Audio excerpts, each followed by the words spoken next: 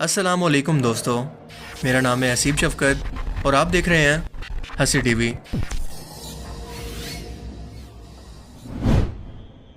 हम इंसानों को अपना माजी या पास्ट ही क्यों याद रहता है? वक्त के साथ हम बूढ़े क्यों हो रहे हैं? यानी बूढ़े से जवान और फिर बच्चे क्यों नहीं बन जाते? कायनात में सितारे रोशनी खारिज क्यों करते हैं? इसे जज्ब या एब्जॉर्ब क्यों नहीं करते? इसका जवाब है कि टाइम एक 4 डायमेंशन है जो कि हमारी दुनिया के अंदर मौजूद है, मगर हम इसे देख नहीं सकते, बल्कि इसके असर को सिर्फ महसूस कर सकते हैं, जो कि हमेशा सिर्फ आगे की तरफ एक सीधी लाइन के अंदर बढ़ता है, जिसे साइंस की ज़बान के अंदर एरो ऑफ टाइम भी कहते हैं, यानी छोड़ा गया एक तीर जो कि सिर्फ आगे की तरफ ही बढ़ता है। साइंसदानों के लिए टाइम एक पहेली की तरह है, जिसे चाहे वो जितना भी हल करने की कोशिश करें, ये इतना ही ज़्यादा उनको उलझा देता है। इसलिए अब तक वो सिर्फ इतना जान पाए हैं कि टाइम पैदा हुआ है, ये एक तख्लीक है जिसका पहले वजूद नहीं था। मगर जब आज से तकरीबन 13.7 बिलियन साल पहले जब एक बहुत बड़े धमाके से हमारी ये कायनात वजूद में आई, तभी टाइम की शुरुआत हुई। क्योंकि इंसानों की तैयार करदा सबसे एडवांस तरीन टेलीस्कोप है हबल, जिसने सबसे पुराने लाइट के फोटॉन्स को कैप्चर किया, जिसकी उम्र 13.8 बिलियन साल थी। हमारी इंसानी आंखों को किसी चीज़ को देखने के लिए इस चीज़ से निकलने वाली लाइट के फोटॉन्स की ज़रूरत होती है। जब इस चीज़ पर जिसे हम देखना चाहते हैं रोशनी पड़ती है और रिफ्लेक्ट होकर हमारी आंखों से टकराती है, तो हम इस चीज़ को देख पाते हैं, जिसके अंदर कुछ माइक्रो सेकंड का वक्त लगता है। यानी जो भी चीज़ आप अपने आसपास देख रहे हैं वो कुछ माइक्रो सेकंड पुरानी तस्वीर आपके दिमाग को दिखा रही हैं, क्योंकि इस चीज़ से निकलने वाले लाइट के फोटॉन्स को हमारी आंखों तक पहुँचने के अंदर कुछ माइक्रो सेकंड का वक्त लग रहा है। यानी ये वीडियो जो आप अपनी आंखों के सामने देख रहे हैं, ये भी आपका दिमाग कुछ सेकंड्स के बाद समझकर इसको प्रोसेस कर रहा है। बिल्कुल यही फार्मूला हमारी कायनात के अंदर भी काम कर रहा है।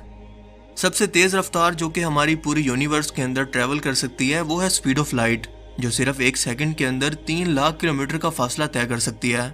मगर कायनात में फासले इस कदर लंबे हैं कि हबल टेलीस्कोप ने जो सबसे पुराना लाइट का फोटोन कैप्चर किया, वो 13.8 बिलियन साल पुरानी कायनात की तस्वीर को दिखा रहा था। और हम जानते हैं कि हमारी यूनिवर्स हर लम्हा स्पीड ऑफ लाइट से मजीद फैल रही है, जिसका मतलब कि जब भी हम ज़मीन पर खड़े होकर कायनात को जितना दूरी तक देख रहे हैं, दरअसल हम इतना ही माजी में या टाइम में पीछे देख रहे हैं। हबल को मिलने वाली सबसे पुरानी तस्वीर जिससे हमने कायनात की उम्र का अंदाज़ा लगाया, इसका मतलब है कि अगर इस यूनिवर्स का साइज़ एक मार्बल के साइज़ के बराबर है, जिसे हम ऑब्जर्वेबल यूनिवर्स कहते हैं, तो आज वही ऑब्जर्वेबल यूनिवर्स इतनी बड़ी हो चुकी होगी जितना इस मार्बल को ज़मीन के साइज़ के बराबर एक सियारे पर कहीं पर रख दिया जाए, जिसकी कोई वैल्यू या साइज़ ज़मीन के मुकाबले में होगी नहीं। यानी कि हमें पता चला कि बिग बैंग के बाद यूनिवर्स के एक तरफा फैलाव की वजह से टाइम एक ही डायरेक्शन के अंदर सिर्फ आगे की तरफ बढ़ रहा है, ना कि पीछे या दाएं बाएं की तरफ।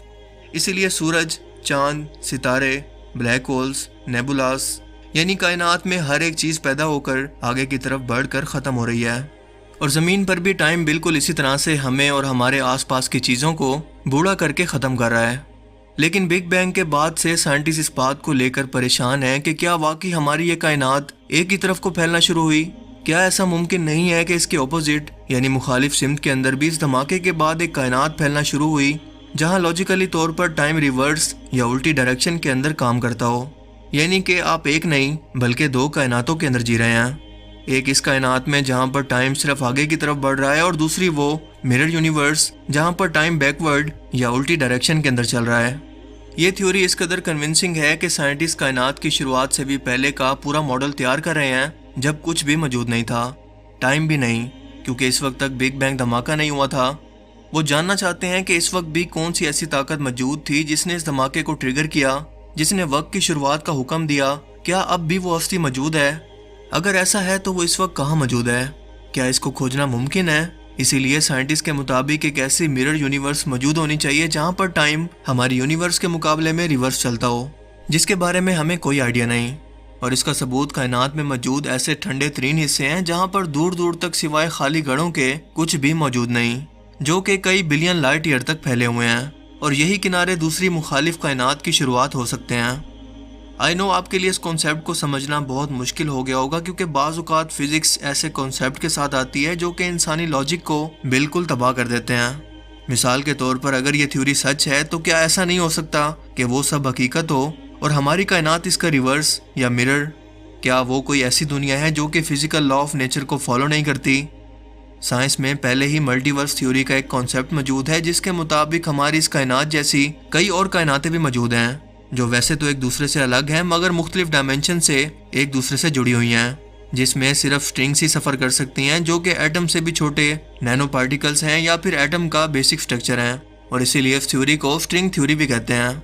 لیکن یاد رہے کہ یہ سب تھیوریز ہیں نہ کہ حقیقت، کیونکہ تھیوریز کو قانون بنانے کے لیے پہلے انہیں تجربات سے ثابت کرنا پڑتا ہے، اور سائنس تو ویسے بھی روحانی دنیا پر یقین نہیں رکھتی کیونکہ اسے انسانی آنکھوں سے ایک طرف تو نہ تو دیکھنا ممکن ہے اور نہ ہی تجربات کے ذریعے روحانی دنیا کو ثابت کرنا۔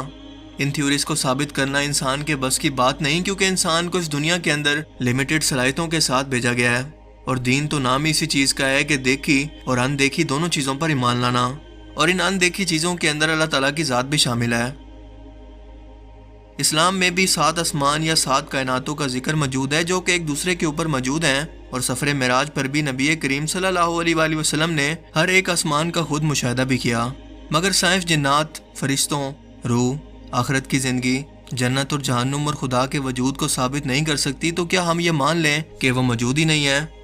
ہم ٹائم کو نہیں دیکھ پاتے، گریوٹی کو اور اپنے موبائل فون پر ملنے والے سگنل کو ہم اپنی آنکھوں سے نہیں دیکھ پاتے، تو کیا ہم مان لیں کہ یہ چیزیں ہماری اس دنیا کے اندر موجود نہیں ہیں؟